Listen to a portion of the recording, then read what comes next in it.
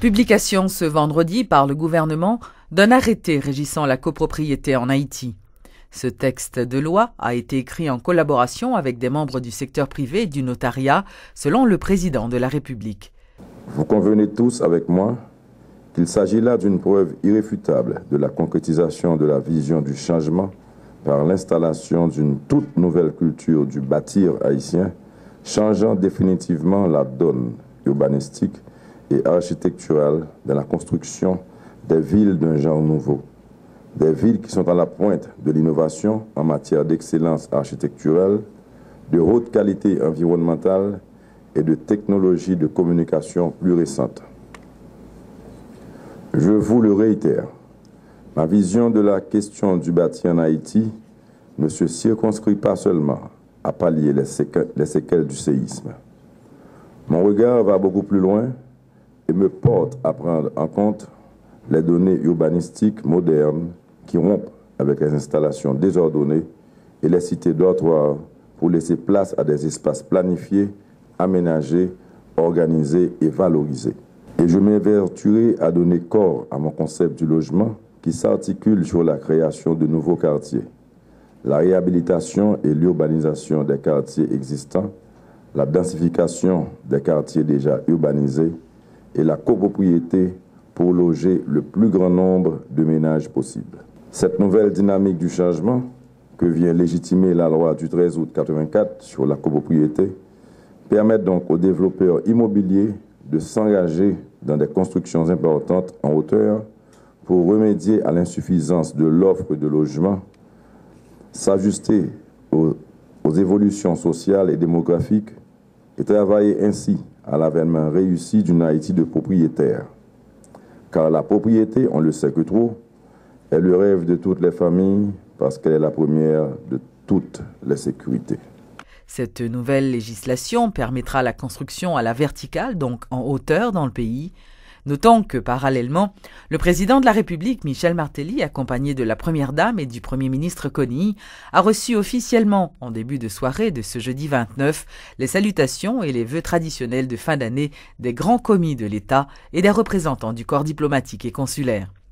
Cette cérémonie s'est déroulée au Palais national, en présence, entre autres, des hauts cadres de l'exécutif, des parlementaires, des représentants du pouvoir judiciaire et du nonce apostolique. Le président Martelly a profité de l'occasion pour souhaiter une fructueuse année 2012 à Haïti et à l'ensemble des nations. Le président de la République a passé des instructions claires aux membres du gouvernement pour que cette nouvelle année soit meilleure à partir des actions concrètes qui seront posées. La solidarité des peuples de quasiment toute la terre dont nous avons été les bénéficiaires s'avère exemple incitateur à une solidarité intercitoyenne qui donnera la preuve que nous méritons les attentions qui nous ont été manifestées.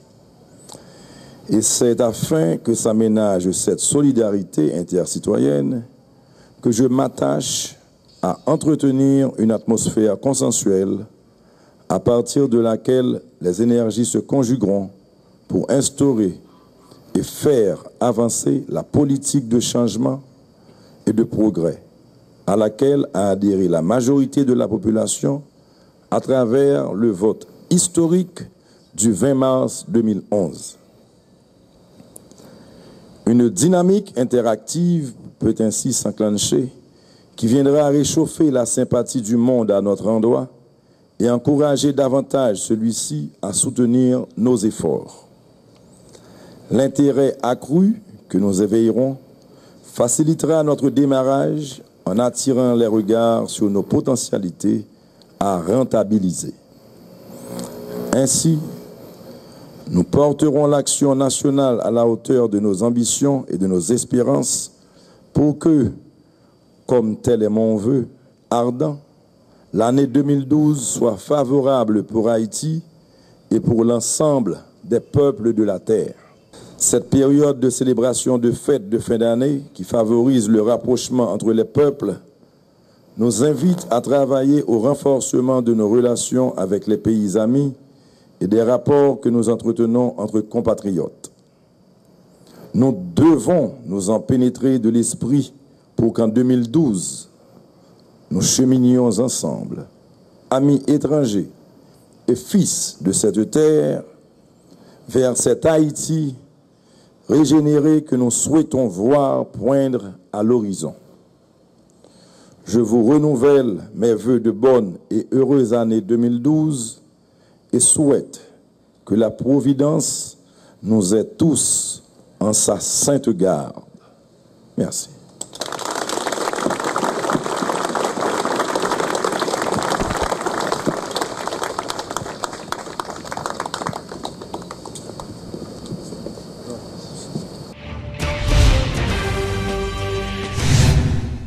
Le Premier ministre Gary Conille envisage de reloger d'ici 2012 tous les sans-abri hébergés dans les camps éparpillés au centre-ville de Port-au-Prince.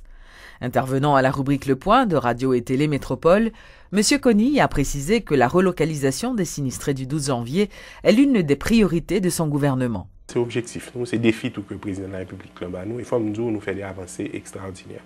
Dans le camp Saint-Pierre, par exemple, avec 16-6, la place Boyer, le parc Vincent, et là, il y a un travail Boyer au port. Et la bonne nouvelle, c'est que pas plus tard que la semaine dernière, nous signons un projet pour le Champ de Mars, nous travaillons sur différents autres côtés pour avancer sur ça. Mais évidemment, il y a deux bails. Nous-mêmes, nous croyons qu'il faut résoudre le problème, mais il faut résoudre les biens. Il ne s'agit pas seulement de déplacer mon lieu et puis nous n'avons pas besoin de côté aller. Nous obligons mener, assurer-nous qu'il y a l'un des logements qui est sécuritaire. Mais la deuxième tout, c'est que nous obligons à adresser le problème logement dans son intégralité. Il y a un pile de monde qui passe sous camp Champ de Mars, qui vivent dans des conditions qui sont tout aussi précaires. Donc voilà pourquoi justement ça nous dit, c'est que pendant qu'on a réfléchi sur le court terme, les 600 000 personnes qu'il faut enlever des camps, nous obligons à intégrer dans le cadre d'une réflexion beaucoup plus grande sur ce qu'on a fait avec le problème de logement, l'espace qui est limité et côté population continuellement croissante.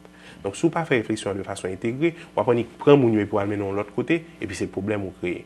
Donc, c'est ce style de réflexion qu'on a essayé de faire avec des gens qui sont très, très avisés pour nous essayer d'avancer rapidement.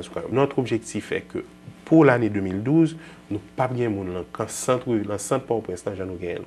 Par ailleurs, il a fait remarquer que son équipe va se concentrer sur la création d'emplois, notamment dans le secteur agricole, dans le but de relancer l'économie haïtienne. Question emploi fondamentale.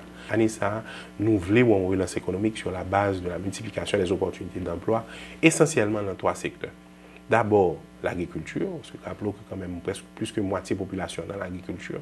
Et je travaille avec le ministère de l'Agriculture pour nous créer un programme qui va permettre justement de relancer la productivité nationale et créer des emplois au niveau de l'agriculture. Ensuite, les infrastructures. Et les infrastructures, le gouvernement a un programme très ambitieux d'investissement dans les infrastructures, les bâtiments publics, les logements, etc. Donc, on a un bon investissement montant assez important dans le domaine ça. Mais ensuite, tout ce qui est manufacturier. Par contre, sur suivre que nous faisons l'inauguration par Caracola, qui sont un grand succès, bon potentiel année, ça va créer jusqu'à entre 12 et 20 000 emplois, ça continue à aller très bien. On a réfléchi à deux autres parcs similaires et évidemment, un quatrième élément que ne faut pas oublier, opportunité en termes touristiques énorme en Haïti. Lors de conférences qui ont été organisées il y a 2 semaines, il fallait voir ça. On a eu plus de milliers de participants, comme tu le sais, et parmi lesquels des gens qui sont des investisseurs sérieux, qui ont réussi dans le domaine du secteur privé, et qui sont venus voir les opportunités en Haïti, et ils sont partis, ils allaient vraiment très très contents.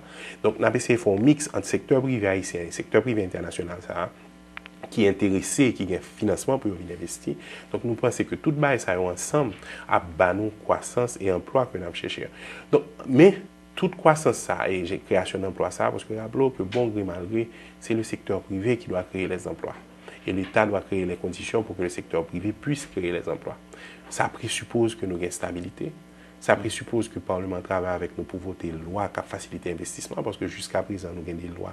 L'investisseur a gardé loi cadre pour investissement. Il peut aller dans notre pays tout de suite, parce que nous n'avons pas senti que son pays, qui au point de vue cadre légal, effectivement pareil pour les investissements. Il faut nous assurer que le gouvernement est crédible, que nous avons un programme qui est transparent, qui inspire confiance. Il faut assurer que, par exemple, nous commençons à discuter de retrait ministère. Et ça, nous avons un calendrier précis sur qui le ministère a passé, son engagement que nous prenons envers la population. Donc, il y a un ensemble de composantes qui est essentiel pour employer ça. Le CEP de Gaillard-Dorsainville est dissous.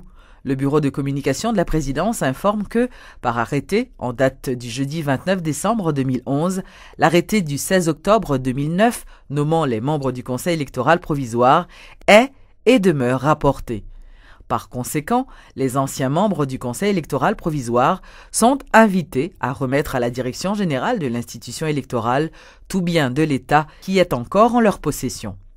Rappelons que le président de l'organisme électoral, Gayodor Saint-Ville, ainsi que 4 autres membres du CEP font l'objet d'un mandat d'arrêt émis par la justice haïtienne. Ils sont accusés de corruption et de malversation.